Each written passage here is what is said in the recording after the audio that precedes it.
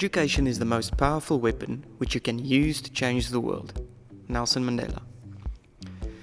Implementing a successful community action plan requires a deep level of engagement with the affected parties. It calls for fervent ground-level participation. We propose a catalyst intervention within the community to meet the desperate need for improved education, keeping in mind and elaborating on the incremental ripple effect that it could have. We do this through a phased process. In order to engage with the community, we propose a possible first intervention design. We then take part in a community participation process, utilizing the feedback to propose 3 systematic interventions as a group of second iterations.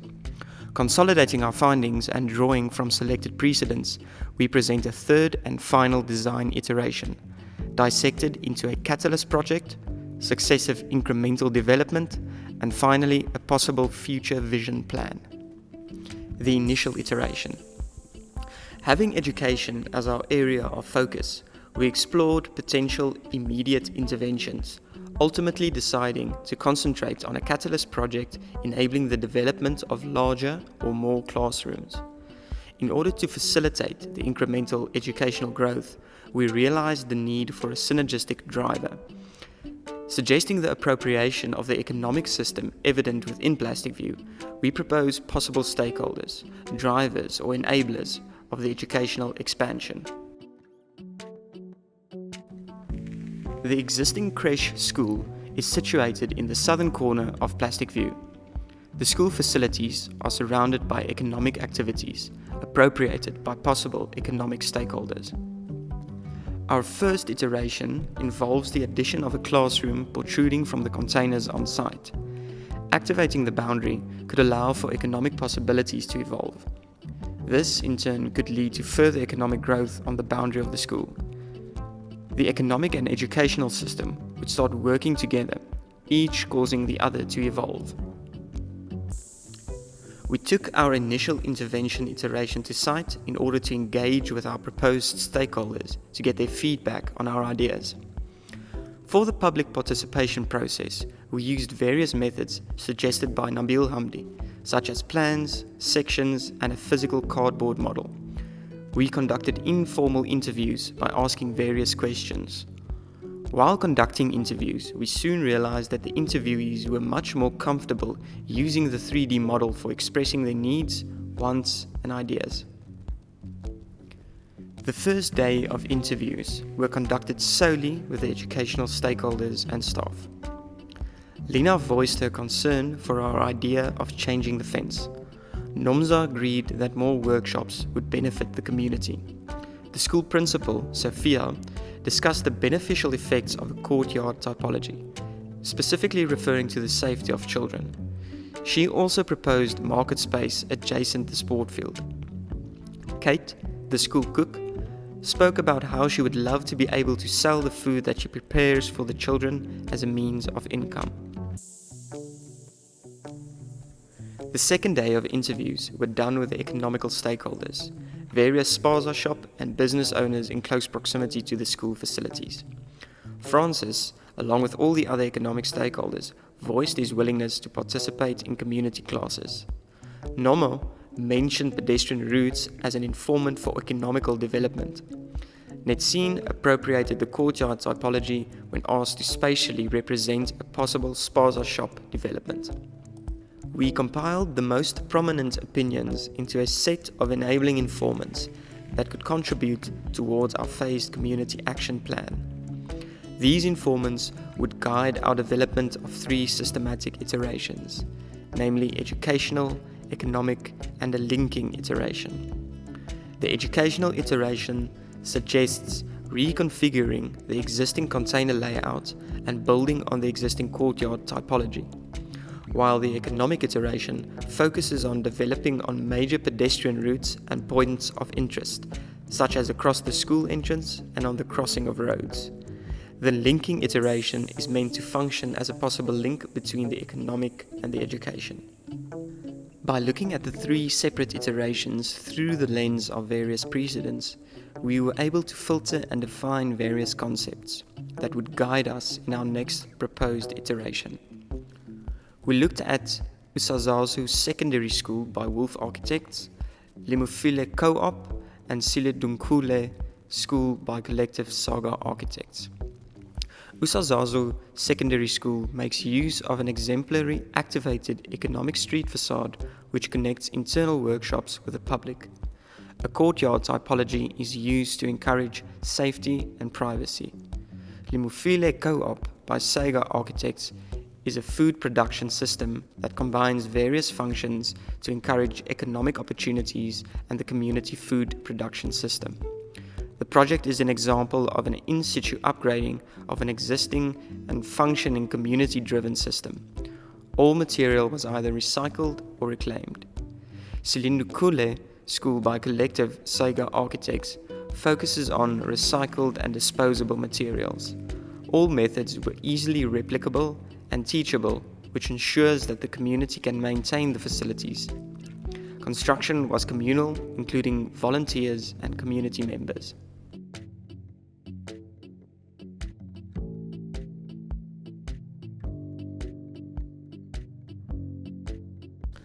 Our three main goals for our community action plan is first and foremost improving on existing education, economic empowerment, and bettering community engagement.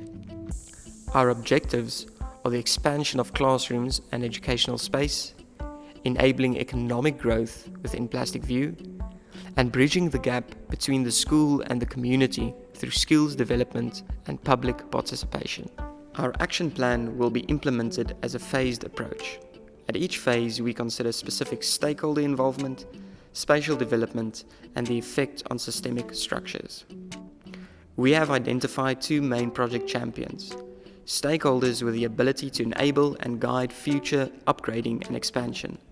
They are chosen because of their unique ability to influence the community positively. Kate manages the on-site school kitchen and food program. This places her in an opportune position of having the resources and the tools one would need to run a kitchen as a business. Sophia is the school principal and more than able to coordinate and encourage upgrading of school facilities. She will be in close collaboration with Kate. The spatial development will be dissected into a catalyst project, successive incremental development, and finally a possible future vision plan. We propose a stand for Kate, from where she could sell her delicious food, situated on the boundary of the school. Hamdi argues instead of building finished buildings, rather build support structures, within which people can make their own space. How much structure you provide and in what form is negotiable and would depend significantly on the social and political circumstances of place and time. We propose using materials found in and around the site. Tying into the existing fence informs the scale of the initial intervention and aids in the structure of the stand. The provided frame will enable Kate to clad the structure with relative ease in order to provide shade and a better appropriated working space.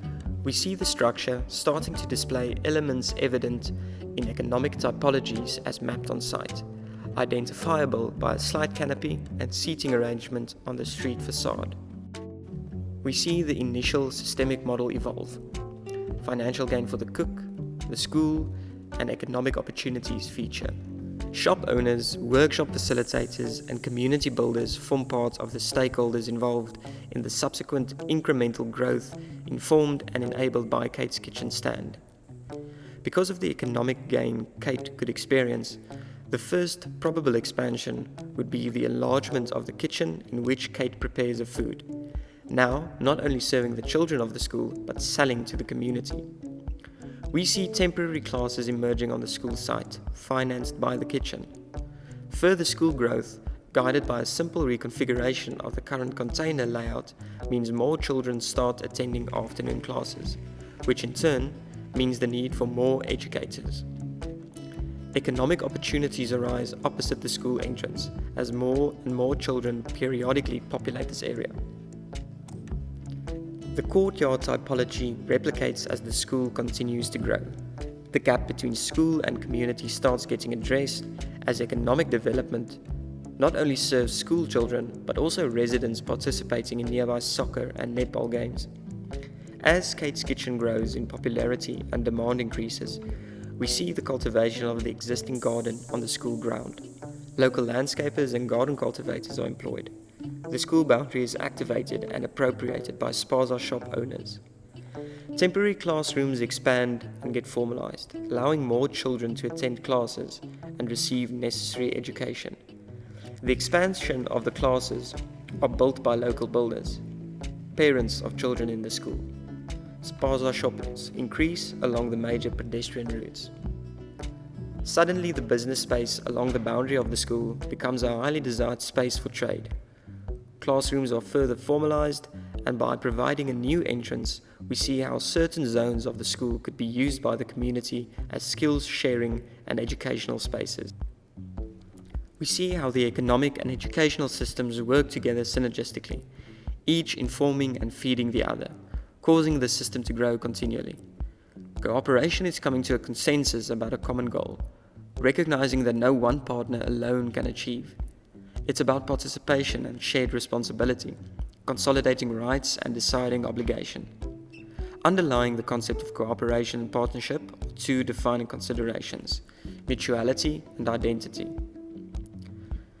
The systemic reach expands as we see the inclusion of community skills development, garden cultivation, sports activity involvement, and the expansion of economic possibility.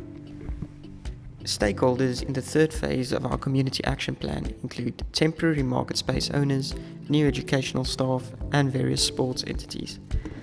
Since the initiation, we kept Hamdi's 5 themes for participatory work at the heart of what we did.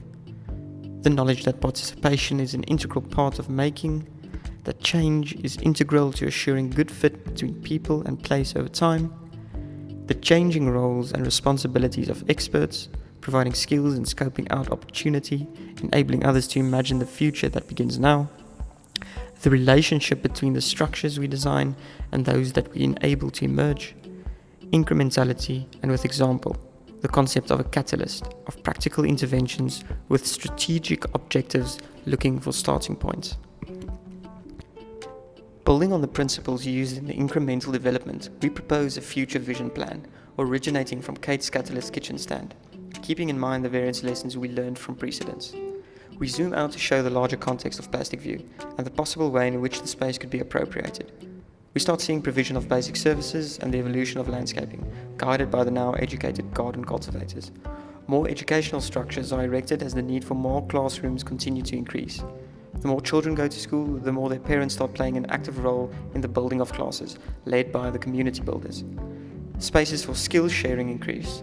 All the while, more economic opportunities arise as people from outside Plastic View come to visit markets and watch various sporting events. We followed Hamdi's 4 integral parts to good development practice: participation, enabling, adaptability, and sustainability. The value of providing in this case is partly measured in its own right in the practical way in which it meets the needs of now, and significantly in the way in which it enables others to provide for themselves, to build assets now or soon and later. Enablement means the ability or willingness to provide the means with which to open doors and create opportunities in order to build livelihoods, reduce vulnerability, and sustain development. We know that the capacity for change is a resource with which to sustain well-being, build community and a sense of belonging and identity. It is a resource for building all kinds of assets, tangible and intangible.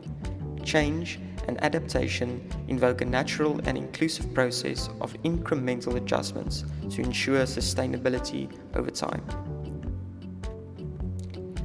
In light of the fact that the residents from Plastic View may be relocated to a new location within a few years, we realized that our future master vision might never come to fruition. Going forward, however, we felt it necessary. Perhaps if we can show what could be, we could cause people to hope. And if people have hope, Kate's Kitchen could truly be the catalyst towards improved education, ownership, and community empowerment.